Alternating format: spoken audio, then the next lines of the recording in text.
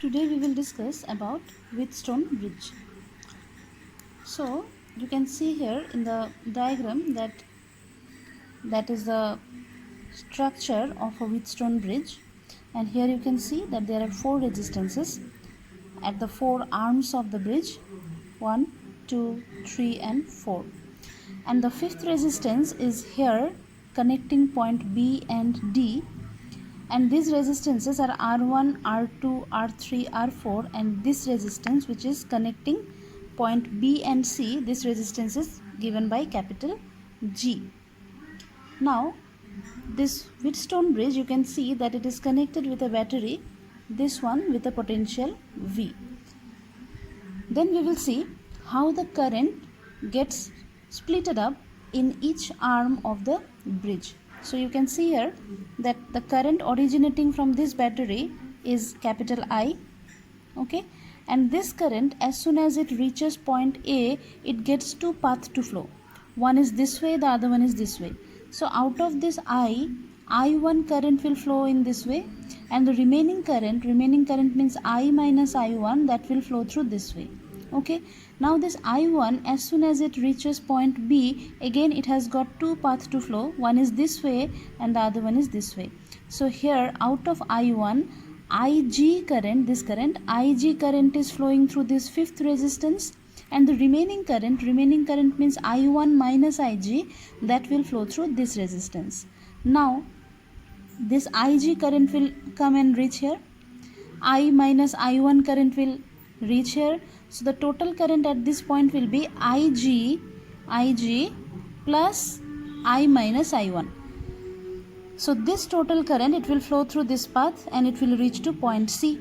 Then again, apart from this current is also coming and meeting at point C. So at point C, how much is the total current?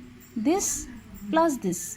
So if you add up, you will see that I1 will get cancelled, IG will get cancelled, only remaining current is I. So this I current will come and it will enter into the battery. As in previous classes already I told you that the amount of current coming out of the battery after following different paths, the amount of current getting inside the battery will also be same. So if I current is coming out, the same current will move in the battery. Okay. Now here, this is in Withstone Bridge, we will find out the condition at which the Withstone Bridge remains in balanced form. So now balanced condition means when no current flows through this fifth resistance, that condition is called balanced condition. Now under which condition the current flowing through the fifth resistance becomes zero, that condition we will find out now, and this condition is called balanced condition of Withstone Bridge. Okay. So to get that, we will apply Kirchhoff's voltage laws in loop ABDA. ABDA. So we know that in Kirchhoff's voltage law, in left hand side we write the EMF of the cell connected in the loop. But as you see, ABDA, here no cell is connected. So that means no EMF. So in left hand side we will write 0. That is equal to, in right hand side what we write? We write the potential drop across all the resistances along with its sign convention. So since we are moving like this, A, B, D, A, this current is towards the loop. That means the loop that we have taken, A, B, D, A, we are going like this. Okay. So this I current is towards or along our motion. So that means potential drop across R1 will be how much? I1 R1, which will be positive. I1 R1. Then next we are going like this. So this current is also along our way. This one IG. So this IG into the resistance of it is G. So what is the potential drop? IG into G, which will also be plus IgG.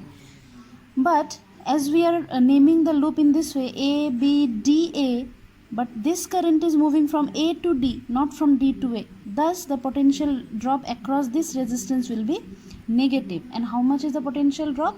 I minus I1 into R3, which is minus I minus I1 into R3. Now as I said that the balanced condition means when no current flows through it.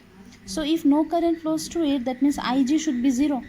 So when no current passes through G, we get Ig 0. Now if we substitute Ig as 0, here this term will become 0. So what we have is, we will have this one, I1 minus R1, then minus I minus I1 into R3. Now changing the sides, if we take this term this side, so this minus will become plus and we get this equation. Okay, so this is equation number 1. Now we will take the other loop. So other loop is BCDB. BCDB, we are going this way. So if we are going this way, for this part potential drop will be positive. Okay, we are going BCDB in this way. So here potential drop will be positive. So that will be I minus Ig into R2. Then we are going from BCD. So CD, but current is flowing from D to C. So this will be negative. So minus this part, minus this current into R4.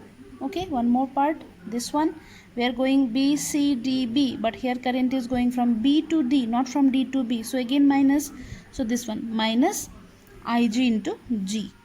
Okay, now again same thing, when no current flows through the fifth resistance, that means Ig will again be 0, and if we substitute Ig as 0 in the above equation, this will be 0. So here we will get only I1 R2. This will be 0, so as a whole 0 into G will be 0 only. Okay, in this term this Ig is 0, so what we have is I minus I1 into R4. So I minus I1 into R4, minus will be there. Okay, now again changing the side, we get this equation. This is given equation number 2. Now see, what we will do is, we will divide 1 by 2 or 2 by 1. Okay, so if we divide, then what will happen, this I1 will get cancelled. This side also same currency, I minus I1, here also I minus I1. So I minus I1 will get cancelled. So what we have is, we have divided 1 by 2, so we get R1 by R2 should be equal to R3 by R4. So this condition is called the balanced condition of Withstone Bridge. That means if this thing is satisfied, then no current will flow through the fifth resistance. Okay, actually this fifth resistance here, why I have written G, because actually this is nothing but it is a galvanometer. We connect here, instead of this resistance, what we connect here, a galvanometer, like this galvanometer. Okay, now this galvanometer, what is the purpose of this galvanometer? It measures or it detects the presence of current in a loop or in a circuit. So if you connect this galvanometer here, okay, and this galvanometer, it has a pointer like this. So when this pointer, and this is the 0 position, so when this pointer comes to this 0 position, like this, if this is G, there is a pointer, and this pointer, when it is at 0 position, that means no current is flowing through the galvanometer. And we can understand it by connecting a galvanometer here. That means when this pointer is at 0, we will understand that no current is flowing through the galvanometer. Okay, and thus this Withstone Bridge is in balanced condition. That means instead of connecting this resistance, we can connect here a galvanometer which will possess same resistance, because galvanometer, it has its own resistance, and that resistance will be capital G, and the current flowing through the galvanometer will be Ig. But in balanced condition, no current will flow through the galvanometer, so Ig will be 0. And how we will detect it? Because current, simply by observing we cannot say whether current is there in a circuit or not. So to identify that, what we do, we connect this galvanometer, so that when the pointer is at 0, we will understand that no current is flowing. But if the pointer is somewhere here or somewhere here like this, then current is there in the circuit. That means the galvanometer is not, the Withstone Bridge is not in balanced condition.